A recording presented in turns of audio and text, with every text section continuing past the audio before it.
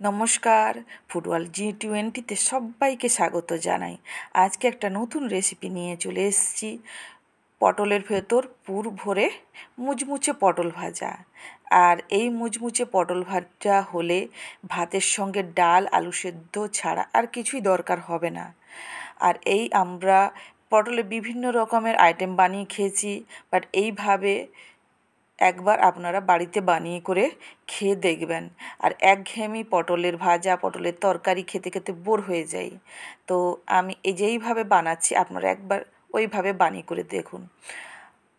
এই যে আমি বড় সাইজের পটল নিয়ে নিয়েছি। আমরা এখানে বড় সাইজের পটলটাই নেব। মাঝখানে যেহেতু পুর ঢোকানোর ব্যাপার থাকে, তার জন্য বড় সাইজের যতটা পরিমাণ বড় সাইজের পটল পাই সেই পরিমাণ আমরা গুলো নিয়ে নেব। আমি এখানে পটলগুলোকে ধুয়ে নিয়েছি। এবার আমি একটা ছুরির সাহায্যে পটলগুলোকে খোসাটা আমি এইভাবে ঘষে ঘষে সবুজ অংশটা বার করে নিচ্ছি। খোসা ছাড়ালে কিন্তু বেশি নরম হয়ে যাবে, তাহলে আমরা পটল ভাজতে পারবো না।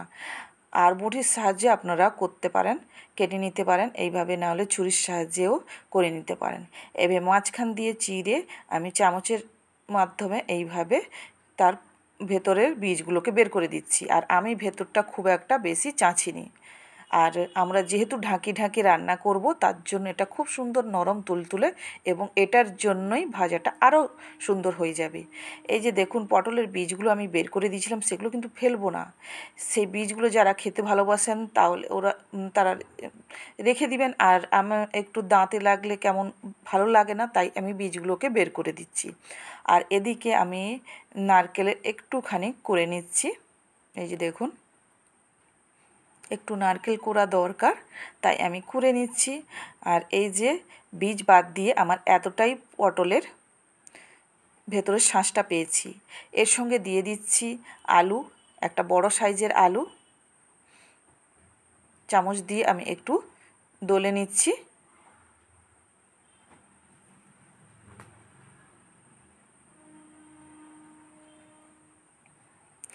এবার দিয়ে দিচ্ছি আমি 3 পিস মাঝারি সাইজের পেঁয়াজ কেটেছি। পরিমাণ মতো পেঁয়াজটা দিয়ে নিলাম। পেঁয়াজের পরিমাণটা আমি একটু বেশি রেখেছি। আর 2 পিস ছোট ছোট টমেটো দিয়ে দিচ্ছি। ধনেপাতা কোচানো, আর একটা লঙ্কা, লাল একটা লঙ্কা নিয়ে নিয়েছি। আপনি চাইলে সবুজ লঙ্কা নিতে পারেন। আর এখানে আমি একটা ডিমকে ফেটিয়ে রেখেছিলাম, সেটা দিয়ে দিলাম। তারপরে দিয়ে দিচ্ছি কোরানো নারকেল, ধনে গুঁড়ো, জিরে গুঁড়ো,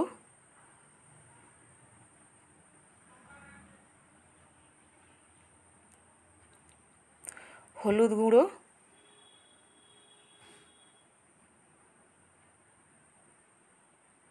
আর দিয়ে দিচ্ছি লঙ্কার গুঁড়ো পরিমাণ মতো।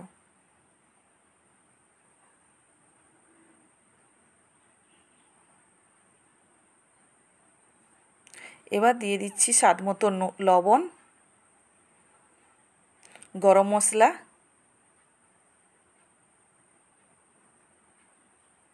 আর খুব সামান্য পরিমাণ চিনি। এবার এটাকে ভালো করে আমি হাতের মাধ্যমে মাখিয়ে নিচ্ছি, কারণ আমার আলুটা ঠিকঠাকভাবে ম্যাশ করা হয়নি চামচে, তাই আমি হাতের মাধ্যমে সুন্দর করে মাখিয়ে নিচ্ছি, আলুর গুটলিটা যেন না থাকে।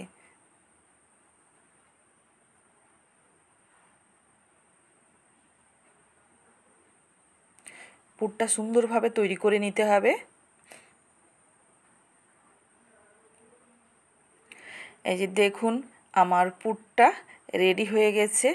এবার পুরটা একটু জলজলে লাগছে, তাই না? আর তার জন্য আমি পরে দিয়ে দিচ্ছি জিরেটা বাকি রেখেছিলাম। আর এবার দিয়ে দিচ্ছি যতটা পরিমাণ জলজলে থাকবে, তো তার উপরে ভিত্তি করে কর্নফ্লাওয়ারটা দেব। কর্নফ্লাওয়ারটা দিয়ে এবার চামচের মাধ্যমে আমি খুব সুন্দর করে মাখিয়ে নিচ্ছি।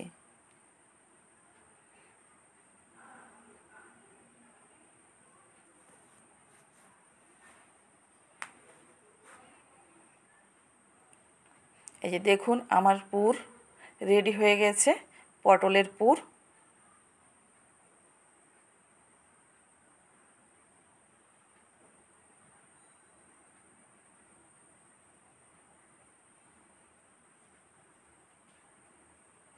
এবার পটলগুলো চিরা করে রাখা পটলগুলো নিয়ে পুরগুলো আমি ঢুকিয়ে নিচ্ছি, ভর্তি ভর্তি করে আমি ঢুকিয়ে নিব। যতটা পরিমাণ যেটাতে ধরে সেইভাবে আমি দিয়ে দেব।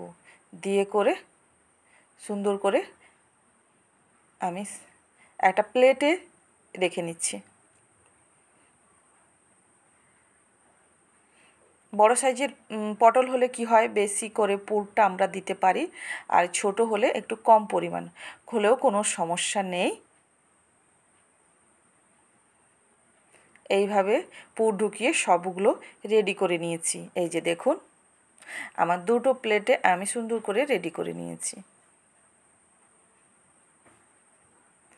এদিকে আমি প্যানে তেল দিয়ে দিচ্ছি। তেলটাকে খুব সুন্দর করে গরম করতে হবে। তারপরে পটলগুলোকে এইভাবে যে দিকটা পুর আছে সেই দিকটা সুন্দর করে উল্টে দিয়ে দিতে হবে। এই যে দেখুন, লাল লাল করে আমার ভাজা হয়ে গেছে। দুটো পটল আমি পরে দিয়েছিলাম, তাই দুটো পটলকে আমি এখনও উল্টে রেখে দিচ্ছি। ও দুটো ভালো করে হোক। এই যে দেখুন, ভালো করে হয়ে গেছে। এবার এই পটলগুলোকে আমি আবার উল্টে দিচ্ছি এবং ঢাকা দিয়ে করেই রান্নাটা করতে হবে। পটলের মশলা ভরা পুর ভরা পটলটাকে ঢাকা দিয়ে দিয়েই করতে হবে এবং খুব বেশি হিট দেওয়া যাবে না, তাহলে ভেতরটা কাঁচা থেকে যাবে। আর এইভাবেই আমাদেরকে ঢাকা দিয়ে দিয়ে রান্নাটা করে নিতে হবে। দেখুন, আমি আবার উল্টে দিয়েছি।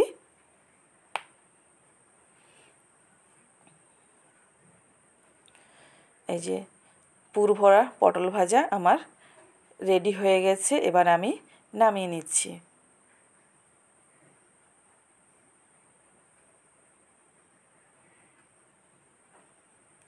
এবার বাকি যেটা আছে সেটাকে আমি এইভাবে আবার উল্টো করে দিয়ে দেব। এই যে ঢাকা আমি দিয়ে দিয়েছিলাম, ঢাকাটা খুলে দিলাম। এই যে দেখুন, কালারটাও খুব সুন্দর চলে এসছে।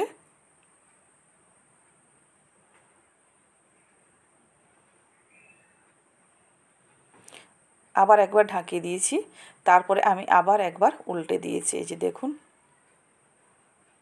সেদিকটা খুব সুন্দর লাল লাল করে ভাজা হয়ে গেছে। আমি আবার সবগুলোকে একবার করে উল্টে দিলাম।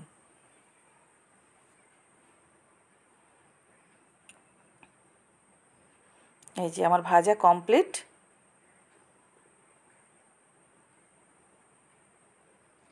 এই যে পুর ভরা পটল ভাজা রেডি।